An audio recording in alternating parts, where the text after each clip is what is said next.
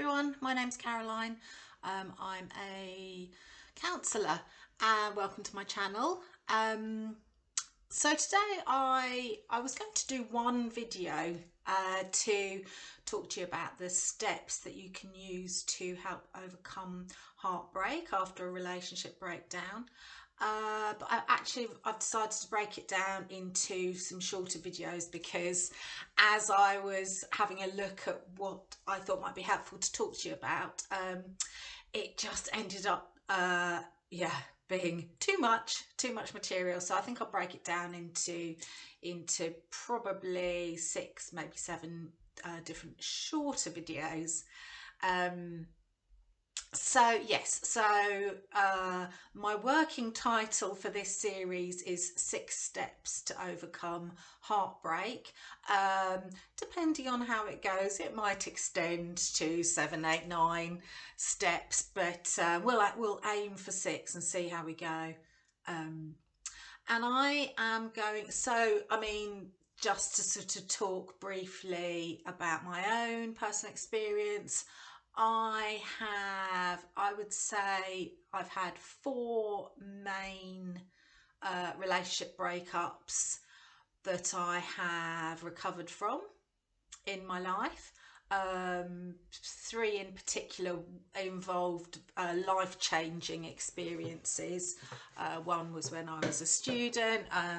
We didn't live together, so it was tough, but it wasn't it wasn't life-altering. So I'd say there are three life-altering heartbreaks that I have recovered from. And to also just to say that you can also be heartbroken when you are the one breaking up the relationship. So I just want to put it out there that this video isn't just about if someone has broken up with you or someone has divorced you, left you. It can be just as tough, sometimes worse, if you are the one doing the relationship breaking up. So I'm going to use, as a sort of overarching structure, I'm going to use it's quite a traditional model, but it's been modified over time. So it's the Kubler-Ross cycle of grief, or cycle of loss, or cycle of change. There are other models of change that are also quite helpful to look at, and maybe I'll do so I'm very interested in the Gestalt cycle of change, but for this series of videos we're going to use the overarching Kubler-Ross model because I think it's pretty clear. And so this can be broken down into the first stage, which is shock/denial, the second stage anger, the third stage is bargaining, the fourth stage is depression, the fifth stage is acceptance, and sort of tagged on the end, the sort of the newer modification is this idea of integration and making meaning. And I think that's a really powerful stage and really helpful stage for us to work with as well.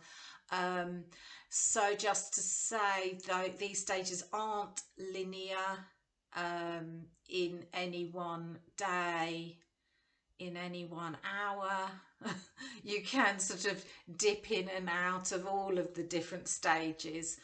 Probably not the integration stage, that does sort of appear sort of towards the end of the process, and the process can take, how long's a piece of string? It can take weeks, months, years, decades, sadly, for some people. So hopefully some of the stuff I talk about in these videos might help you, whatever stage you're at in your heartbreak process journey. So yes, step 1. So the first stage of any breakup is going to be the shock slash denial stage. And again, this can also be, even if you are the one doing the breaking up,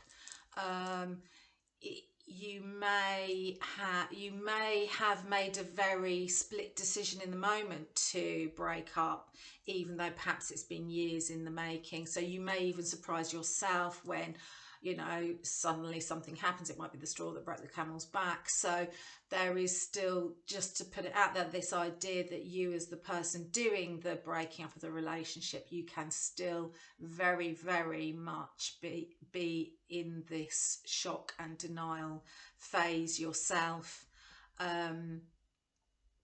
Generally it's thought of that the other person who wasn't, you know, who perhaps was either unprepared for the ending or who didn't want the ending to come, are more likely to have stronger feelings around this. And this can also happen within a relationship. You know, even if your relationship doesn't end, there can be a so for example, if you have discovered your partner is having an affair, or if there's some kind of betrayal, if your partner behaves abusively towards you, or if you discover something, some behavior that they have hidden from you. Let's take an example of someone discovering that their partner has been gambling, or their partner has been spending excessively on a joint credit card. So this shock and denial can appear within a relationship, not just sort of when a relationship is ending or has ended. And this shock denial is very much, so you might feel quite numb, spaced out, very unsafe. And what's actually happening is at quite a physiological level. Your nervous system cannot process what's happened in one sort of fell swoop. This happens for us if, for example, we're in an accident, or something really horrendous has happened. So our brains and our nervous system very cleverly actually dump loads of hormones, adrenaline and cortisol, into our system. So we have a trauma response. And that can be really extreme, or it can be quite mild, depending on the experience, and also depending on our previous experience of trauma. And so just probably at this stage, it's helpful to say, if you have had experienced trauma in your past, either in your childhood or if you have had other traumatic relationships, you are more likely to have a more extreme physiological and nervous system response in the event of a breakup, mainly because you there will if this is a trauma for you, it will then be linked into other previous traumas that you may not have processed before. So yeah, you can have this feeling of being numb or very spaced out, just a feeling of, you know, nothing feels very real. So a feeling of being surreal, or you may feel quite detached from reality, as though these events, you might feel as though they're kind of happening to someone else, and you're there kind of watching it all play out. You can feel quite floaty, and just not grounded in reality. And so this is part of the trauma response is fight, flight, freeze. There is a fourth one, but it doesn't really apply here. So this is more of a freeze response. And so you might find eating hard, because in a trauma freeze response, our bodies shut down our digestive systems, because if we are, so, you know, back when we were living in caves, if we saw a predator coming to get us, and so this is the threat, and we are in a threat environment, if our primary relationship with the person that we love, or person that we at least care about, if that has come under threat by the relationship breaking up, then we will feel a very primitive need to try to survive somehow. And even though yes, of course, we can still survive these days without our primary attachment figure, our relationship, we are still very much hardwired to survival as we used to it when we lived in the caves. And back in those days, we needed each other. We needed people in our lives to help us, to protect us, to keep us warm, to help us care for maybe offspring, to help us to hunt, gather, lay the fire, and just, yeah, generally just keep safe. So even though in theory we definitely will be absolutely fine, it may not feel as though we're going to be fine, because our nervous systems are still pretty much the same nervous system that our the hunter-gatherers had back then. We will be dropping down into our primitive survival brain, and so our brain is kind of trying to help us a bit, actually, with this big adrenaline and cortisol dump. It helps us to not feel our feelings in order to survive those early days of this shock, this trauma, this really hard sort of starting to process what's happened, and wondering what our lives are now going to look like in the aftermath. So yeah, we might find it hard to concentrate. We might find it yeah, we might feel very spaced out. It might be hard for us to work. We might find it hard to parent our children, because we sort of can't quite process what's going on. So really, what can help us in these early days? So anything that can ground you, anything that can bring you back to the present moment. There will be a huge temptation to want to move into escapism of any kind, probably, whether that is through, I don't know, alcohol or drugs, or sort of extreme exercising, or some people might sort of do extreme, so workaholism, gambling, scrolling through social media, anything that kind of takes us away from the, if feelings are starting to emerge, we may have this real urge to try to numb them even more. Whether that's eating too much. I'm trying to think of more examples. Yeah, I'm sure you can think of, if you're a gamer, that sort of thing might, you might find yourself doing even more gaming, just anything to distract yourself away from reality, anything to dampen those really painful feelings of sadness, anger, fear, all of those horrible feelings that we do not like feeling. So anything that can ground you back into reality, as hard as that might sound, you can come into reality, and it doesn't have to be that, it's actually not the kind of time where, some people might find meditation helpful, generally this is not a time to meditate. I would say that, you know, I would always recommend meditation if that's something you find helpful, but not in these early stages, unless that's part of your practice already.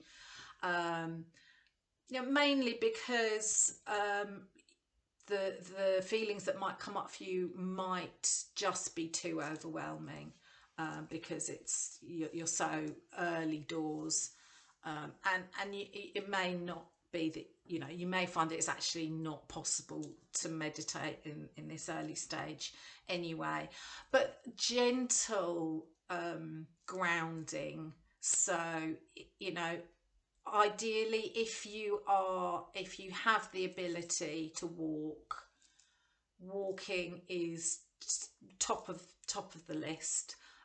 There's lots of research around how walking can really help you to process trauma. It's linked with a therapy called eye movement desensitization reprocessing. I won't talk too much about that right now, but it's to do with your eyes moving from side to side. So as you're walking, either looking at trees or buildings, or I don't know, boats, or, you know, whatever it is you see on your walk, that can really help you to process this early shock and trauma. If walking's not your thing, or if you're not able to, just, you know, fresh air if you can. Swimming, cycling, yoga is also absolutely fantastic. There's one of my top book recommendations by the fabulous Bessel van der Kolk. Oh, it's backwards there. So The Body Keeps the Score. And there's a picture of him on the back. So Bessel with a B. Bessel Vanderkolk. Incredible guy. Look him up on YouTube. He's very interesting, great speaker, very calming. So if you're not into reading, you know, maybe go and listen to some of his YouTube channels, YouTube talks. And one of his top recommendations is yoga, and also dancing as well. You may not feel like dancing, but if you can motivate yourself to do that, then dancing is really good as well. There is a lot of research. I'll probably do a video about this at some other point, but there's a lot of research that shows that yoga can really help to release trauma and really help you to come back into your body and soothe your nervous system, because that's really what we want to do in this early stage. Whilst everything just feels so hard to comprehend, you know, anything we can do to soothe our nervous system, I mean, that should be a mantra for life. They're going to put it on my gravestone, I think, because I just say this all the time. You know, anything you can do in any moment in time to soothe your nervous system is going to help you. So yeah, I think I've got a video up about the physiological side. I've got a video up about the butterfly hug, just little techniques. There's also, I need to do a video about vagus nerve massage. So vagus nerve, key nerve that runs through the top of our body, carries a lot of our stress, that's the simplest way to put it. But around our ears, it's very close to the surface of our skin, and so we can soothe our vagus nerve, in particular by, if you can see this part of my ear, the tragus. You can I sort of do a gentle pinch and just sort of massage it round and round, and then massaging around the edge of your ear and the earlobe. it also runs down your neck, so you can, sometimes I just naturally find myself doing this. So yeah, both sides of the ear. It's also quite nice if you're having trouble sleeping to just do that. There are acupressure places on your face. Again, another video for another time. So anything that you can do for your nervous system will really help you to feel calmer. You know, another side effect of this sort of early shock and denial is that you might find sleeping really hard, you know, thoughts racing, or just you know, you will probably be emotionally exhausted, but with the amount of cortisol and adrenaline running around your system, you can just end up just lying in bed, sort of staring at the ceiling, wondering when you are going to be able to sleep. And that can be one of the toughest times to get through, are those sleepless nights of just, you know, just sort of lying there trying to sift through, you know, what's happened and how you know, what you're going to do next, or how, you know, going back and sort of doing a post-mortem on your relationship. Really tough times, I found anyway.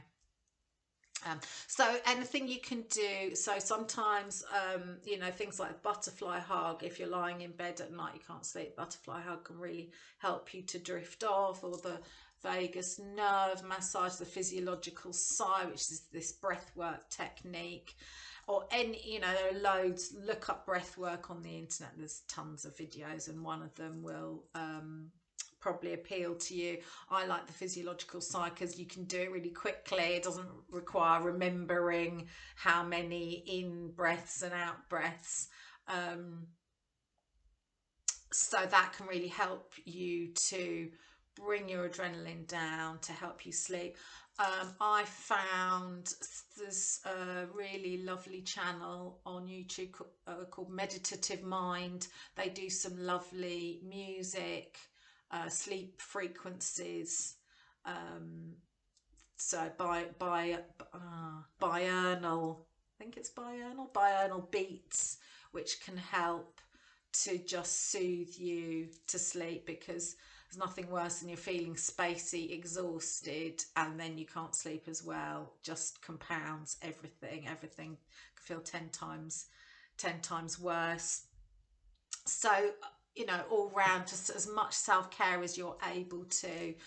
Obviously very tricky if you are parenting or caring for another, or working, but just being as kind to yourself as you possibly can, and connecting with others.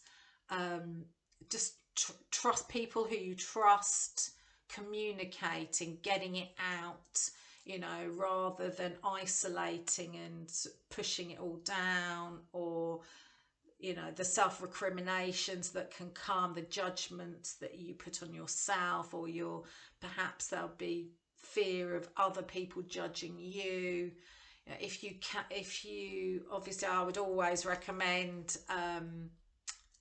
seeing a therapist if you're not in therapy already. If you don't want to go into therapy, just choose people that you trust. I've done a video about friendships, and sort of the golden rule with friendships and relationships is around people who can empathize with you rather than minimize your experience. Not always easy to find people like that, but if you can, then for sure that's really helpful, to just get it out rather than pushing it all down. You know, sometimes internet, you know, social media can be used for a tool for good and bad. So if you find a social media page that really appeals to you, if you feel as though people there are echoing your current life experience, you know, maybe engage with that, but just also be a little bit wary, because there can be trolls, bots, you know, people who are not in a particularly great place psychologically, and that, you know, might be helpful, but yeah, just sort of be aware that, you know, there may be other people on there that perhaps won't have your best interests at heart. Obviously, I'm always going to say, you know, try to minimize the urge, so minimize the behavior that is whereby you're trying to escape from your feelings. Easy for me to say, but obviously if you are, you know, if the urge for you is to drink a load of wine, or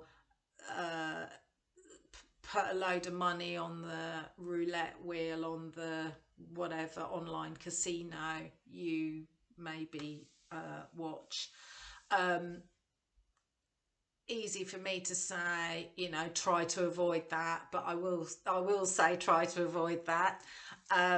If you can't avoid that, what I would say is try to do it consciously. So, you know, if you're pouring yourself a glass of wine, if you can at the same time say to yourself, I'm aware that I'm pouring myself this wine because I don't want to feel my feelings right now, or I'm aware that I'm putting money on, I don't know, red to win because I'm trying to avoid my feelings. It's not ideal. And if you, of course, if you feel as though you have any kind of addiction problems, then I would highly recommend you go and see a doctor and an addiction specialist. So I'm definitely not condoning any of that, but what I'm just being realistic. And, you know, we all have coping strategies. Ideally, I mean, there's a coping strategy or defense mechanism in sort of classic Freudian psychology called sublimation, which is one of the healthier ways to avoid our feelings, which is when we engage in sort of sporting activities, for example. So, you know, training for marathons or highly competitive sports, or sports that you know, really will take us away from our feelings, and that's sort of felt to be one of the healthier ways in which we can avoid our feelings, you know. And maybe things like some handicrafts. I know for me, I found it very hard to engage with anything that required concentration for very long. So often I would do sort of YouTube surfing and that sort of thing, but generally I would sort of err into the self-help videos. There are some really good channels. Perhaps as we go along I can talk about some of them. This whole stage, and in fact all of the stages, will be much worse if the relationship you're coming out of was an abusive relationship, or if one or both of you are in the narcissistic spectrum. That is going to make it a lot harder for you. I won't go into that now because that's definitely one for another day. But there are some fabulous YouTube channels out there specialising around recovery. In particular, there's two I will recommend now. So Dr. Romani, this is her new book, It's Not You, How to Identify and Heal from Narcissistic People. She is, I really enjoy listening to her content. And Richard Grannon, I did some training with him last year. A Cult of One. This book talks a lot about his experience of leaving abusive relationships. And the strapline for this is How to Deprogram Yourself from Narcissistic Abuse. So those are the two channels that I would recommend if you are coming out of an abusive relationship. There's also a really, really good book called How to Leave a Psychopath. How to Leave a Psychopath? Psychopath Free. Psychopath Free. Yes, and that and it's not just about coming out of a relationship with a psychopath, it's about coming out of any toxic relationships. So this is Jackson Mackenzie. He's also written this book, Whole Again. Sorry, it's mirror, reversed. So Jackson Mackenzie, photo of him there.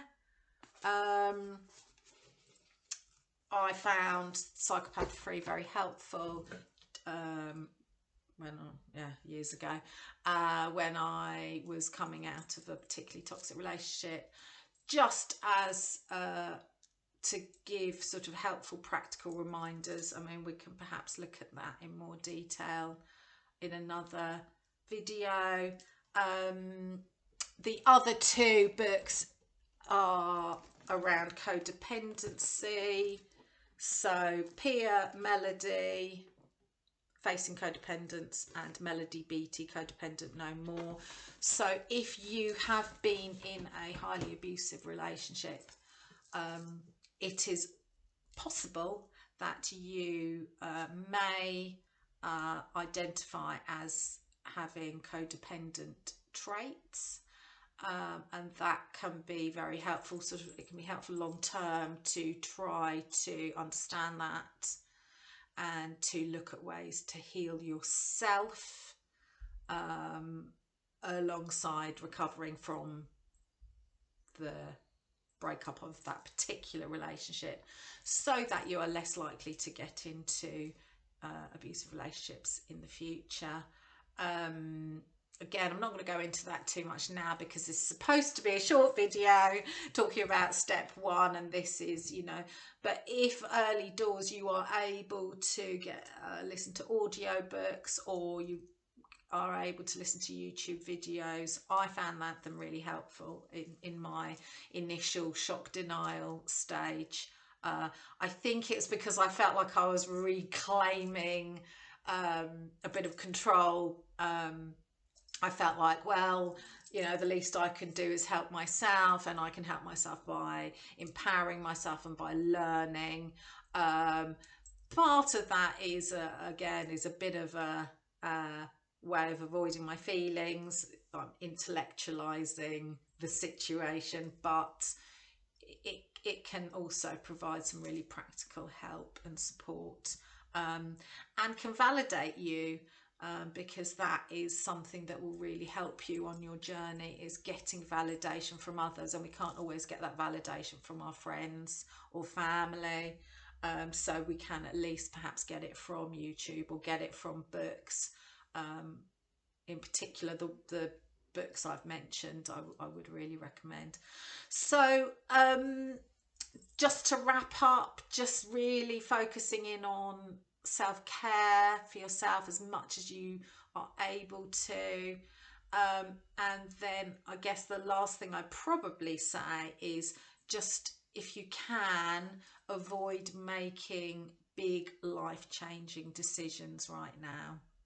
If you're in this shock denial stage, in fact any of the really early stages, right now, if you can possibly avoid making big life-changing decisions, I would, because you're probably not firing on all cylinders. You're probably sleep deprived, you're probably emotionally exhausted, you have got hormones flooding your body, your nervous system is jangling, and you are most likely in an emotion of fear, sadness, regret, anger, a whole mix of emotions, and you're probably not even feeling those emotions very much. You're numb, and so you are more likely to make perhaps more extreme decisions when we're numbed. it can feel quite a lot easier to be quite flippant with our decision making. We might be more flippant with our words. So just to be aware that we're not in our right headspace to be, perhaps changing job, career, friendships, home. Obviously I understand that you may have to move home if your relationship involves someone that you live with, but wherever possible, perhaps try to minimize making big life decisions right now. Lastly, which I didn't mention and I really wanted to mention, is I really want to validate and acknowledge that you may also, alongside all of this, when we talk about heartbreak and heartache, we talk about it in kind of a sort of a metaphorical way quite often, as like, just a general feeling of sadness and pain and fear. But actually we may actually have physical feelings of heartache. I remember very clearly just feeling like I had a rock in my chest, and it hurt like hell. And that can be really, really hard actually to operate on even a basic level when you're just carrying this strong pain in your chest. So anything that you can do in terms of looking for ways to soothe yourself, I don't know if you're able to take the time, and if you're able to afford things like reflexology, massage, acupuncture, anything that you would usually find helpful, Reiki, sea swimming, breath work, whatever has worked for you in the past. If you can motivate yourself to try to do little bits of that as much as you can, then that might help to ease this pain. But it very much, in my experience, was a physical pain as well as an emotional and mental pain. So I just really wanted to include that, because I don't think that's talked about nearly often enough in my experience. So yeah, I hope that's been helpful. I really feel for you if you are in any part of this journey. It's tough. It's one of the toughest things that we will do in our lifetimes. So yeah, just be as gentle with yourself as you possibly can be. So thanks for watching, and I will be coming back to you at some point soon with step 2 to overcome heartbreak. You take good care. See you soon. Bye.